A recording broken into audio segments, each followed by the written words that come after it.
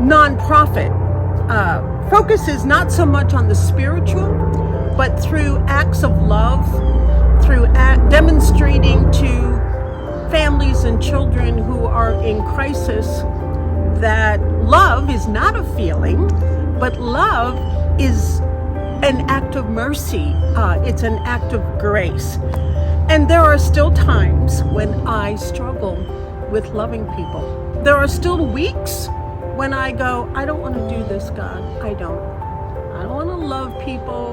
I just want to be left alone. And so this series, as it pertains to Helpful Hands, is impactful to me because I still struggle. It has forced me to realize the impact my small board of 11 does for the children in crisis. And it is truly acts of service and, in turn, acts of love. We, Helpful Hands, focuses on children. And I don't like children.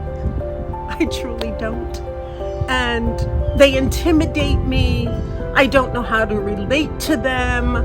But this charity has forced me, and God has shown me, that I can overcome the obstacle when I see a child who is in crisis. And we are not talking about poverty. We're talking about extreme cases of anything that we can imagine for these families. And I can love the way God intends for me to love. And I can still be me. And it's okay to feel awkward, because that doesn't mean I don't love. It just means I feel awkward.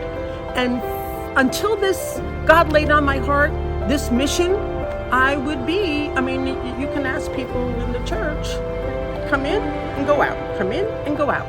But now I see that God has a bigger plan for me, and He allows me, shows me how to love children in my own way. I know ultimately, deep down, that God cares. He loves me, and I have a mission, and I have to obey.